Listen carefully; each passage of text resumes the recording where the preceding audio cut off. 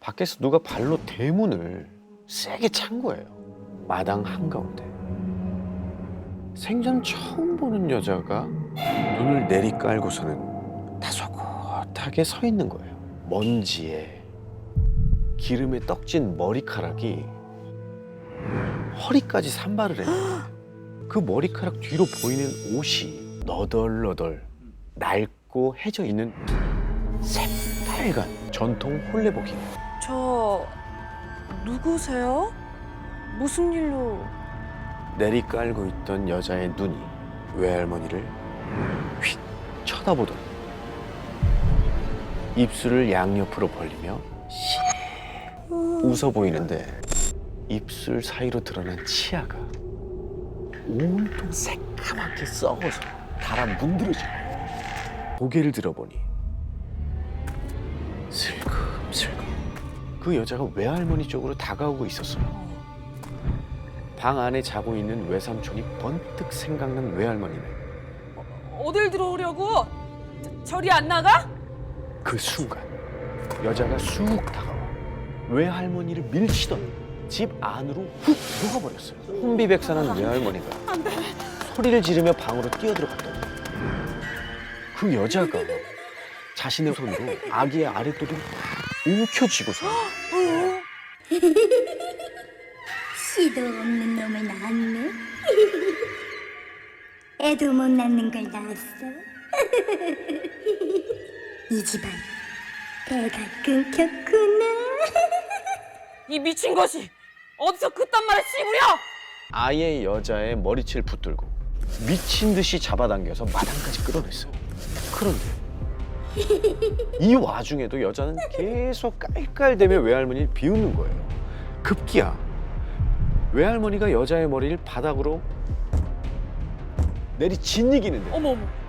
그 순간 정신을 차리고 보니 외할머니는 방 안에 누워 계셨어요. 이 모든 게 꿈이었던 겁니다. 퇴근하고 돌아온 외할아버지에게 외할머니가 꿈 얘기를 들려줬어요. 여자의 이가 까맣게 썩어 있었다고 하니까 외할아버지의 표정이 갑자기 싹 굳는 거예요. 이가 다 썩어 있었다고? 예. 그리고 뭔가 들쩍지근한 단내가 났는데. 빨간 옥춘 사탕이었죠. 이 냄새였어? 이 옥춘 냄새였냔 말이오. 예. 이 냄새 맞아요. 이 달큰한 냄새. 분명 유씨 부인이었을 거야. 임자 꿈에 나타난 그 여자 말이야.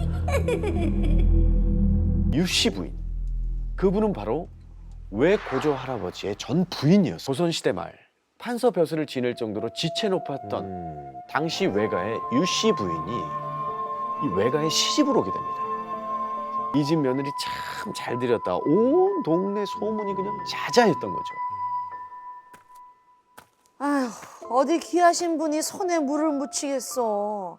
며느님은 나오지 마시고 방 안에서 푹 쉬시지요. 시어머니가 이렇게 유씨 부인에게 집안일 말고 방 안에 가만히 있으라는데 처음엔 시어머니의 배려인 줄 알았죠. 잠깐 마당에 나와서 바람을 쐬려고 해도 어디 경거망동하냐고 혼을 내고 그 수준이 점점 감금이나 다름없는 거예요. 시부인에게 일어난 더 이상했던 일은 바로 아무리 기다려도 자신을 찾지 않는 남편이었죠. 남편 어디 갔어?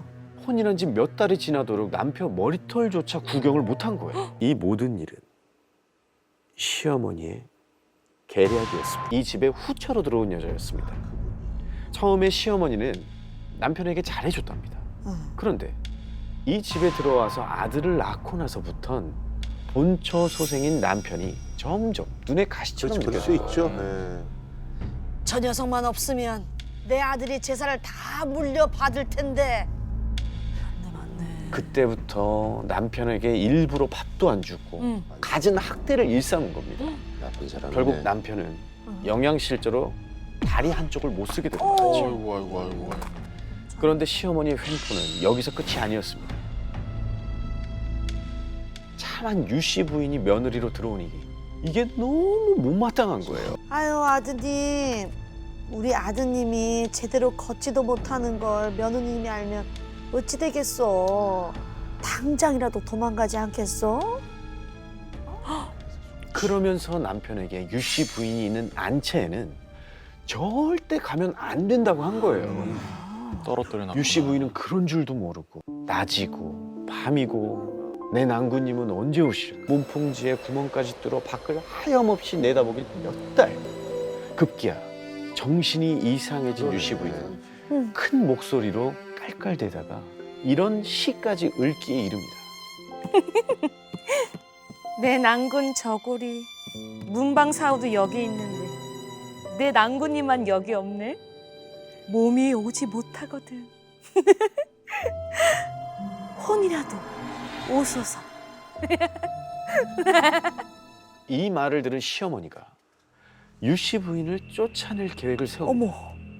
시아버지에게 쪼르르 달려가서 혼이라도 오라니 며느리가 아들 보고 죽으라는 소리를 한다. 어휴.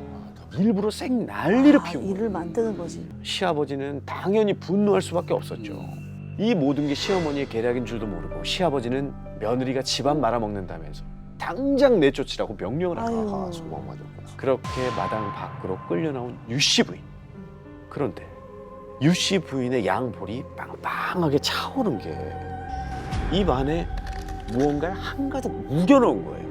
시어머니가 유씨 부인의 입을 우악스럽게 벌려서 그걸 뱉어내게 했죠. 입 안에서 튀어나온 건 바로 시뻘건 사탕, 옥춘이었어요. 이 유씨 부인이 반쯤 실성해서 정신 나간 듯이 웃는데 유씨 부인의 입안이 온통 새까만 거예요. 알고 보니 이 방에 갇혀 지내는 동안 온종일 옥춘을 입에 물고 살았고 그때 그렇게 집 밖으로 쫓겨난 유씨 부인은 친정에서조차 버림받고 온 동네를 떠돌다 호련히 자취를 감췄습니다. 아이고. 유씨 부인의 생사를 아는 이는 아무도 없었죠. 유씨 부인의 이야기를 들은 외할머니 여전히 풀리지 않는 의문이 있었습니다. 잠깐만, 유씨 부인이 왜 하필 내 꿈에 나타났지? 왜 우리 애한테 그랬을까? 그 궁금증의 해답은 먼 훗날 풀리게 됩니다. 뭔데? 이 얘기는 제보자인 지용 씨에게 직접 들어보시죠. 그 우연의 일치인지 모르겠지만 삼촌께서 실제로 불임 진단을 받으셨거든요. 유일한 외아들이시니까 그 외갓집에 제가 완전히 끊기게 된 거죠. 그래서 그 외할머니께서 저한테 성을 바꿔서 외삼촌 대신에 좀 대를 이어주지 않겠냐라고 간곡하게 부탁을 하신 것 같아요. 이 집안의 대가 끊겼다던 그 유씨 부인의 말, 악담이 아니라 사실이었던 거죠. 외할머니는 이 원한에 찬 유씨 부인이 이 집안을 쭉 지켜보다가 그 사실을 알고 기뻐서 자신의 꿈에 찾아온 게 아닐까 생각한다고 합니다. 이 길가에 있는 아파트와 주택들이었는데 그 많은 집들 중에 불이 켜져 있는 곳이 한 군데도 없는 거예요. 그리고 문 연 가게가 하나도 없는 거예요. 마치 죽은 동네처럼. 엄마랑 저는 어떻게 이럴 수가 있지? 진짜. 택시 오면 빨리 타고 집에 들어가자. 음. 이런 얘기를 하면서 길을 계속 걸어갔어요. 그때 저 멀리서 할머니 한 분이 이렇게 걸어오시는 거예요.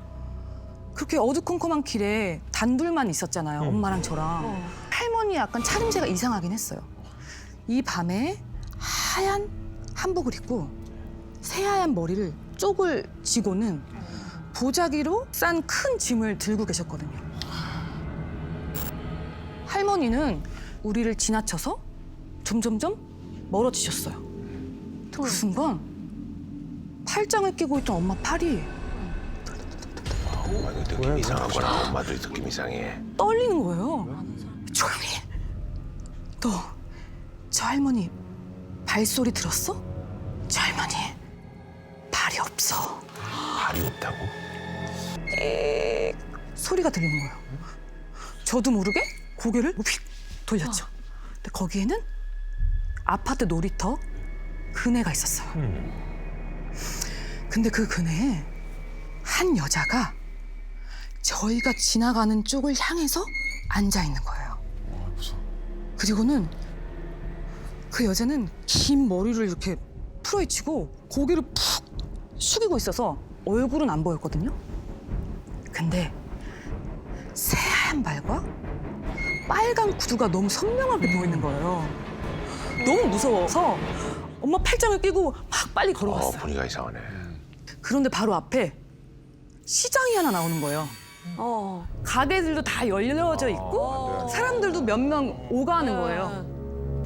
이 가게들마다 주황색 등이 있었는데 이 등이 상갓집에서 쓰는 그런 거. 그 등처럼 생긴 거예요. 가게마다 파는 물건들이 비슷비슷했는데 구운 생선을 이렇게 첩첩이 쌓아서 팔고 이 과일 있죠? 과일 윗부분이 깎여져 있는 거예요. 과일이 이상한데 과일이. 그리고 가격이 100원, 200원, 500원. 이렇게 싸. 사람들이 이렇게 나와서 쳐다보기 시작하는 거예요.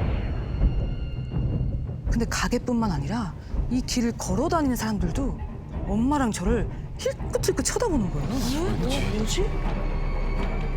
엄마랑 저는 뭔가 잘못됐다 생각이 드는데 자체로 이상하네. 이거를 아는 척을 하면 무슨 일이 벌어질 것 같은 거예요. 다행히도 곧 시장을 빠져나올 수 있었고 그 앞에 횡단보도가 있는 거예요. 횡단보도를 보니까 안도감? 다행이다. 마음이 풀어진 거죠. 그래서 뒤를 딱 돌아봤는데 분명히 저희가 길을 지나올 때는 사람이 몇 명 없었거든요. 근데 마치 장난에 사람 많을 때 보면 사람 머리만 이렇게 빼곡하게 보이잖아요. 그 정도로 골목에 사람이 가득 차 있는 거예요. 갑자기. 그런데 그 사람들이 일제히 엄마랑 저를 쳐다보고 있는 거예요. 엄마, 저거 봐, 이상하지 않아? 갑자기 사람들이 왜 이렇게 많아졌지? 엄마는 제 얘기를 듣고 뒤를 돌아보셨고 얼굴이 새하얗게 질린 채 빨리 가자, 빨리 가자 그러면서 이제 어머니가 야근하고 계시는 아버지한테 전화를 해서 주연 아빠, 우리 좀 데리러 오면 안 돼? 여기 대학가에서 집으로 가는 길인데 좀 데리러 와. 어머니는 너무 무서우셨는지 이 상황을 막 설명을 하시는 거예요. 그런데 전화가 뚝! 그냥 하고 끊겼어요. 그런데 그때 횡단보도에 보행 신호가 딱 켜진 거죠. 건너편에 있는 인도의 발을 딱 딛는 순간 자동차 경적 소리랑 자동차가 쌩쌩 지나다니는 소리가 들리는데 마치 시끄러운 소음이 볼륨을 이렇게 올리는 것처럼 꺼져 있다가 확 올리는 것처럼. 점점 그 소리가 커지는 거예요. 그리고 그 순간 지나다니는 사람들, 불 켜진 아파트와 주택, 시내 버스, 택시가 다니는 게 눈에 들어오기 시작한 거죠. 뭐야 이거 어떻게 된 거야? 그때 저는 우리가 사는 곳으로 돌아왔구나 이런 생각이 들었어요. 그럼 아까까지는 뭐야? 엄마는 그 순간 긴장이 풀리시며 바닥에 털썩 주저앉으셨고 더 이상 걸어갈 수가 없어서 버스를 타고 집에 오게 된 거죠. 하지만 이 이야기는 여기가 끝이 아닙니다. 무사히 이제 집에 도착해서 누워서 전 쉬고 있었고 어머니는 거실에 계셨는데 불안한 목소리로 막 오셔가지고 문을 두드리시면서 너 앞으로 밤에 그 길로 다니지 마. 저도 그치 엄마 너무 이상했지. 왜 시장에 사람들이 그렇게 많았을까? 그랬더니 어머니가 뭐에 홀린 듯한 표정으로 아까 내가 왜 빨리 가자고 한 줄 알아? 네가 돌아보라고 해서 뒤를 봤더니 시장은 그냥 어두컴컴한 게 아무것도 없는 거야. 그리고는 어머니가 뭔가 하나 기억이 난 것처럼 말씀을 하시는데 주연아, 근데 우리가 그 길 자주 다니던 길인데 그 길 원래 시장이 없잖아. 시장이 없어 아예? 그래서 저랑 엄마가 핸드폰으로 지도를 살펴봤어요. 근데 그 길 어디도 시장이 없는 거예요. 그날 밤 야근을 끝낸 아빠가 돌아오셨어요. 어머니는 아버지한테 아까 저녁에 전화했을 때 왜 안 받았냐고 막 그러시는 거예요. 그러자 아버지가 말씀을 하셨는데 저는 이 말씀을 듣고 그날 밤 엄마랑 잘 수밖에 없었어요. 잘못 누른 거 아니었어? 당신 목소리는 안 들리는데 시끄러운 시장통처럼 시끌시끌한 소리가 들렸다는 거예요. 그날 이후에 그 길을 엄마랑 같이 몇십 번, 몇백 번을 다시 가도 시장은 나오지 않았어요. 야 이거 진짜. 도대체 엄마랑 저랑은 어떤 길을 걸어왔고 무엇을 봤던 걸까요?